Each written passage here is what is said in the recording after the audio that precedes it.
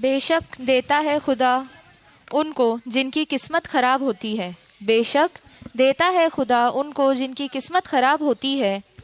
वो हरगिज़ नहीं बख्शे जाते जिनकी नीयत ख़राब होती है। म्यूज़िक नॉट अलाउड बट डफ music allowed, why? Scientifically prove है हाई म्यूज़िक डोपामाइन को हिट करती है। इंसान को उससे एडिक्शन हो जाता है और फोकस गिरता है, एंजाइटी बढ़ती है। हमारा ब्रेन एक शॉर्ट टर्म मेमोरी में फंस जाता है।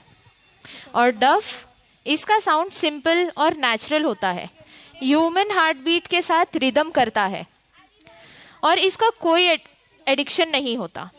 अननेचुरल, और ये एक अननेचुरल और फितरत फ्रेंडली है जो कि ब्रेन डैमेजिंग भी नहीं करता है। तो इसी पर स्पीच देने के लिए आ रही है अलीना फजल शेख, जो कि मदरसे की चाहर रूम की तलबा है।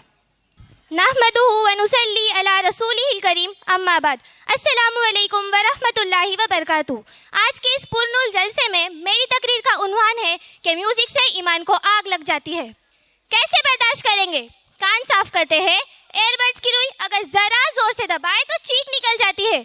इतने नाजुक है मेरे और आपके कान, मगर ए हराम सुनने वालों, ए गाने सुनने वालों, ए बेहयाई की बातें सुनने वालों, जिस नबी का कलमा मैंने और आपने पढ़ा है उनका फरमान है कि जो हराम सुनेगा उसके कानों में कांच पिघला कर डाल दी जाएगी और जहन्नुम की कील ठोक दी जाएगी।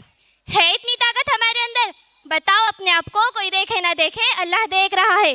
कुल्लु नफ्सिन जाइकतुल मौत, हर नफ्स को मौत का मजा चखना है। बस वो आखिरी दिन होगा जिस दिन ये रूह गले में अटकेगी और निकलेगी भी नहीं, और हमें हमारी नाफरमानियां एक एक कर कर याद आती जाएगी, जब हमारे गुनाह एक एक कर कर सामने आते जाएंगे और हमें दिखाया जाएगा कि तुम ये किया करते थे।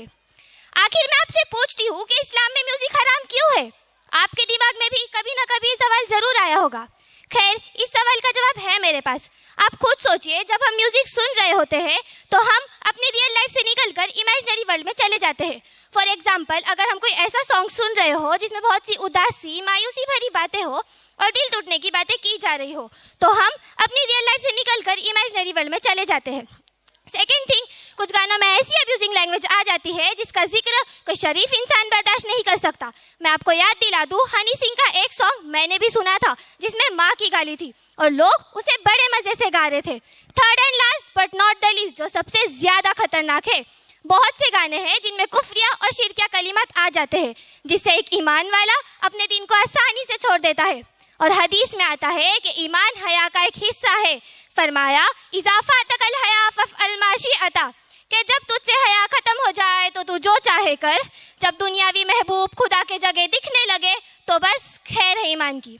आगे आप खुद समझदार है। तो आज से हमारा अल्लाह से ये पक्का वादा है कि ना म्यूजिक सुनना है, ना गाना गाना है और ना स्टेटस पे लगाना है, क्योंकि जब कोई हमारा स्टेटस देख रहा होता है तो वो अपनी जिंदगी की कीमती घड़ी को आपकी वजह से गुनाह में गुजार रहा होता है। गुनाह भी ऐसा जो मर कर भी खत्म ना होगा। इसलिए साथियों, इस्लाम में साफ साफ अल्फाज में ये कहा गया है कि म्यूजिक इस्लाम में हराम है। वमा अलैना इल्लल बलाग। वस्सलामु अलैकुम व रहमतुल्लाहि व बरकातुहू।